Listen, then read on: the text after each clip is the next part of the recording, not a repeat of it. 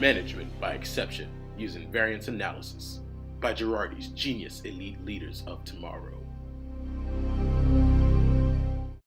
Today, we will be looking at management decisions. The company we will be examining is Avian Estates LLC, home of the finest contemporary bird domiciles.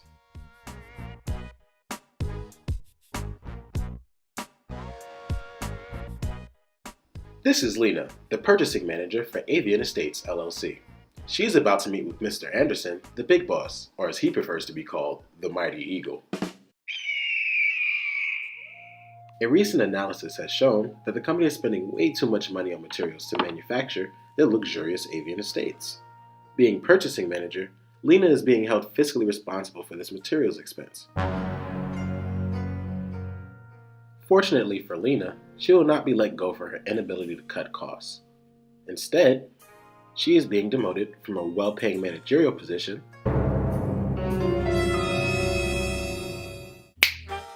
to a slave laborer. Wait, no. I mean a meager slave. No, dang it. I mean a meager laborer. Here, she will be a valued, essential part of our world-class production line, where we find some of the best and brightest employees always hard at work.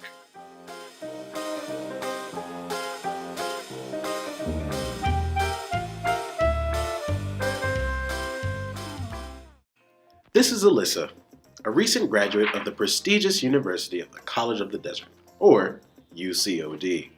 She is hoping to procure the position as Avian Estates' new purchasing manager.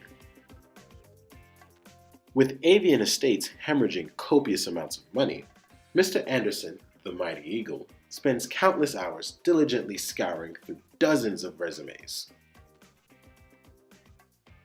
After careful consideration, he decides to hire Alyssa, or as he would say, take her under his mighty wing.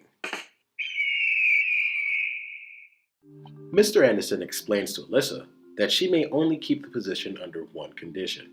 She must find some way to cut costs.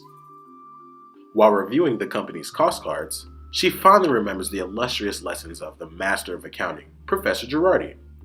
She then thought to herself, what would Girardi do? As if by some stroke of lightning, she instantly recalls how to solve unfavorable spending variances. She bolts to the nearest whiteboard to determine the material spending variance, and she finds it has a $1,650 unfavorable balance. Breaking it down further, she finds that there is a favorable price variance for the materials being purchased, yet an unfavorable variance for the quantity of materials used. Alyssa knows that this discrepancy could be due to either the quality of materials being used or the quantity of materials exhausted in production. She decides to meet with John Mark, the production manager, who happens to be Mr. Anderson's lazy cousin.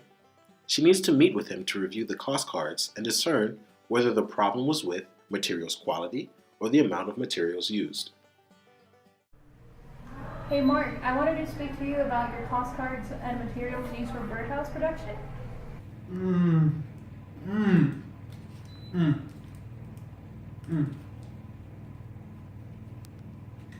John Mark, cost cards, production. Can we talk about it?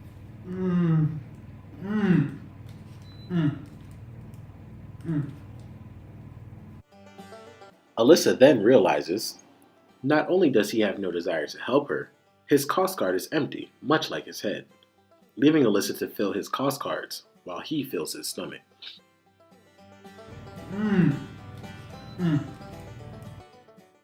After having another "what would Girardi do" moment, she quickly rushes back to the whiteboard. Recollecting Chapter 8's direct labor variance equations, Alyssa is able to infer that not only is there an unfavorable variance with the labor rate, but also an unfavorable variance with the labor efficiency.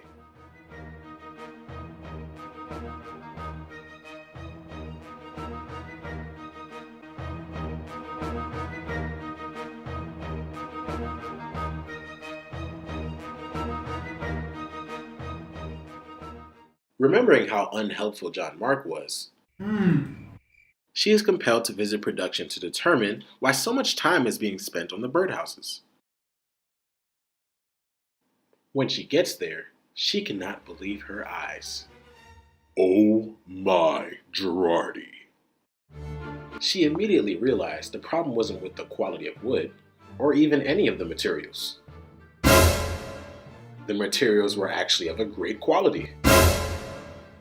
In fact, the only things lacking in quality was that of the slaves. And now she knew precisely where the materials were going. Dude, you said slaves again. Dang it! She hastily brings this staggering information to the big boss, Mr. Anderson, who knows exactly what to do. You see, the inability to cut costs shouldn't be attributed to the purchasing manager, but rather to the production manager.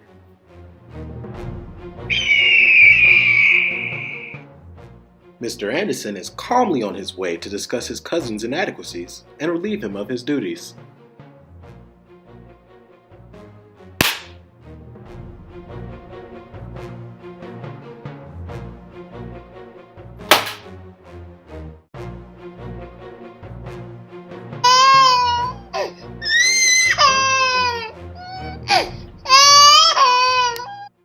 Justice has been served. After successfully cutting costs, Alyssa is now able to keep her job as purchasing manager. And after a little training, Avian Estates now has highly skilled laborers. Hey, I didn't say slaves this time. Nice. Yes.